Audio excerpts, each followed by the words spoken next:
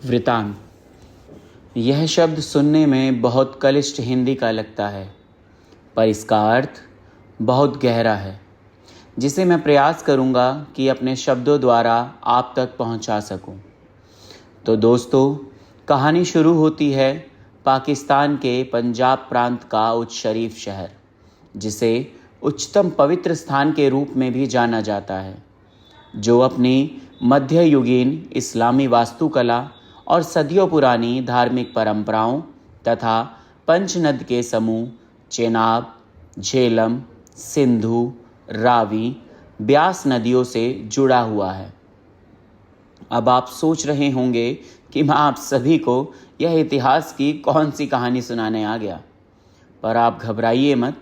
यह कोई मुगलों का इतिहास नहीं, यह कहानी है हमारे बड़े सर की, हमारे फाउंडर श्री बलदेव राज कामरा जी की। सर की स्कूली शिक्षा एक मदरसे में हुई, पर जब दिल में एक जुनून और सपनों में उड़ान होती है तो हम सफ़र नहीं, मंजिल को याद रखते हैं। पर यह जो शख्सियत है, इनका सफ़रनामा बहुत ही दिलचस्प रहा, जिसे लिखते वक्त मुझे जितना मज़ा आया, आपको उसे सुनते वक्त उससे कहीं ज़्यादा उनके जीवन के रंगों का अनुभव होगा। सर ने मदरसे की शुरुआती कक्षा में एक कविता सीखी, जो उन्हें 97 वर्ष की उम्र में भी कंठस्थ रही। अकबर का सामने अकबर का आने का एक दस्तूर था, और ये दस्तूर सारे हिंद में मशहूर था। दोस्त हो दुश्मन हो कोई वो मगर दरबार में सर झुकाए अपना और ताजीम दे सरकार में। एरची प्रताप का हाजिर हुआ एक राजपूत था, बहादुर मंचला और कौम का अपनी सपूत। सामने आया तो उसने पगड़ी अपने ली उतार, और फिर ताजीम दी अकबर को झुककर 7 बार। मुस्कुरा कर पूछा अकबर ने, बहादुर क्या सबब, तूने पगड़ी क्यों उतारी है, बता इसका सबब। फिर अगर पगड़ी उतारी थी तो ये ताजीम क्यों, सिर को और पगड़ी को तूने कर दिया तकसीम क्यों। एलची ने कहा, है ये पगड़ी दी हुई प्रताप की, अपने नौकर पर बख्शिश की हुई प्रताप की।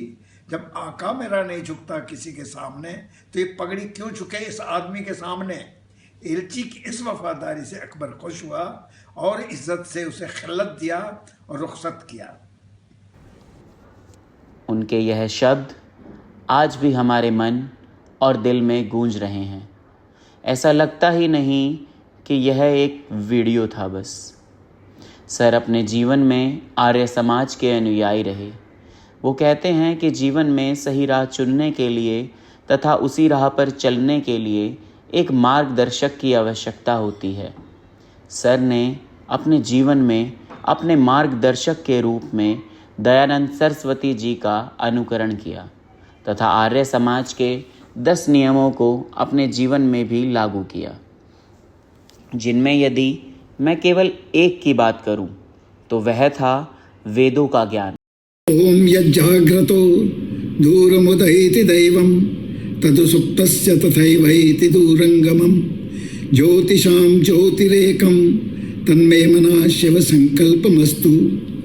ओम येन कर्माण्यपसो मनीषिणो यज्ञे कर्मन्त विदथे सुधीरा यदपूर्वं यक्ष्मन्तः प्रजानां तन्मे मनः शिव संकल्पमस्तु। ओम यत्प्रज्ञानमुतचेतो धृतश्च यज्ञो निरन्तरमृतं प्रजासु यस्मान्नरिते किंचन कर्म क्रियते तन्मे मनः शिव संकल्पमस्तु। बड़े सर अपने नियम के बहुत सटीक इंसान थे। उनके लिए 455 का मतलब 455 ही होता है। यदि वो 56 हुए तो आपको उनके पीछे फिर से दौड़ लगानी होगी। सर को शुरू से ही कुश्ती, तैराकी का शौक़ रहा, पर कुछ शौक़ जिम्मेदारी के साथ पीछे रह जाते हैं। 9 भाई बहन होने के बाद भी यह जिम्मेदारी उनके सर आई। वो कहते हैं कि ऊपर वाला सरदारी सर देख कर देता है। सन 1947 में जब देश का विभाजन हुआ, सर के फादर साहब ने उनसे बड़े भारी कंठ से तथा जिम्मेदारी के स्वर में कहा, सुनो बलदेव, अब तुम्हें यहाँ से अकेले ही जाना होगा, क्योंकि तुम्हारा यहाँ से जीवित निकलना बहुत आवश्यक है। तो उस विभाजन के समय पाकिस्तान से निकलने के लिए सर को अपना नाम बदलना पड़ा, अल्ताफ़ हुसैन। पर यह कहानी यहाँ ख़त्म नहीं हुई। जिस अल्ताफ़ हुसैन के साथ वो पाकिस्तान से निकले, उन्हें भारत पहुँचते ही अपने असली अस्तित्व को साबित करने के लिए अपने हाथ पर ओम का टैटू गुदवाना पड़ा। वहरी दुनिया और माशा अल्लाह हमारे बड़े सर, इतने जोखिम उठाने के बाद भी उन्होंने अपने जीवन को आकार दिया। पिता ने जेब में 2500 रुपये डालकर भेजे थे, पर आदर्शवादी हमारे बड़े सर ने उन पैसों की गांठ बांधकर उन्हें अपने सीने में ऐसे संजो कर रख लिया कि वह उनसे कभी खर्च ही ना हो पाए। परिस्थिति बहुत भयंकर भी आई। कई कई दिन भूखे रहकर भी रोजगार की खोज में हर दिन मीलों पैदल यात्रा भी करनी पड़ी। पर जब नीयत साफ हो तो मुकाम हासिल हो ही जाता है।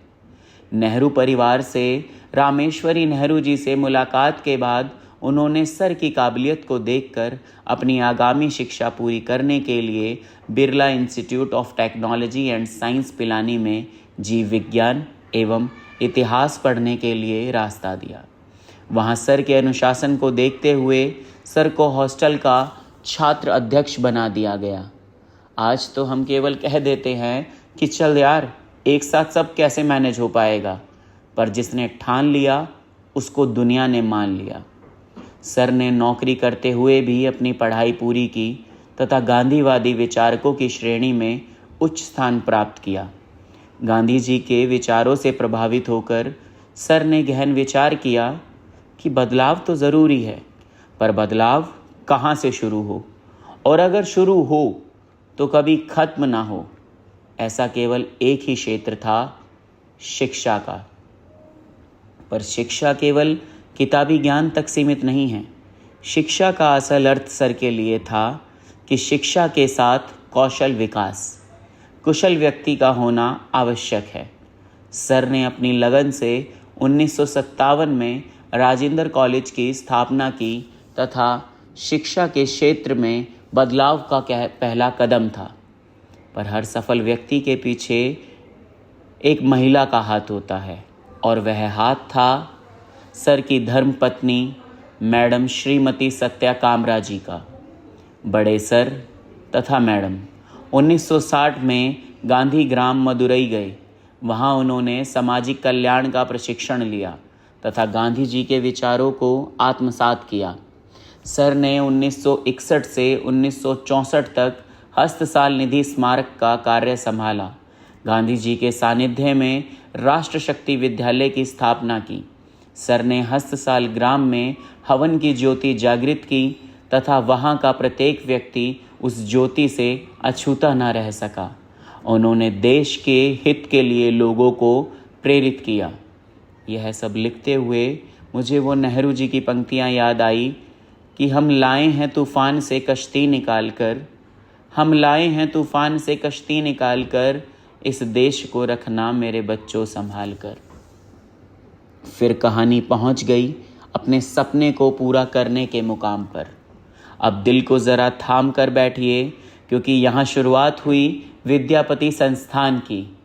इसकी परंपरा को आगे बढ़ाते हुए सर ने 1965 में अपनी प्यारी पुत्री के तीसरे जन्मदिन पर 5 मई 1965 में विद्यापति संस्थान की नींव रखी तथा अशोका पार्क एक्सटेंशन में न्यू स्टेट एकेडमी के नाम से एक विद्यालय की स्थापना की। मैटाडोर की सवारी करते हुए बच्चे पहुंचते थे अशोका पार्क, जहां गाड़ी का संचालक स्वयं बड़े सर करते थे। और गाड़ी चलाते समय मन में हमेशा यही भाव होता था कि एक दिन बिक जाएगा माटी के मोल, जग में रह जाएंगे प्यारे तेरे बोल। जो स्कूल दिन में स्कूल होता था, वही रात को घर बन जाता था। ऐसे शुरू हुई थी हमारे KIIT परिवार की कहानी। हमारे बड़े सर ने मैकॉले की पद्धति पर गहरी चोट की। सर ने शिक्षा के क्षेत्र को कर्म तथा धर्म का क्षेत्र माना। वो कहते हैं कि एक अभिभावक तो बीज बो देता है, पर जो उस बीज को समय पर शिक्षा का पानी, समय रूपी खाद तथा व्यवहार की ऊष्मा प्रदान करता है, वह होता है गुरु।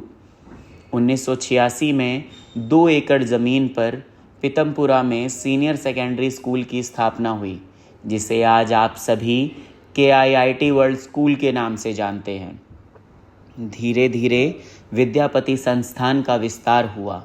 2003 में भौंडसी गांव गुरुग्राम में महाविद्यालय तथा विद्यालय की स्थापना हुई।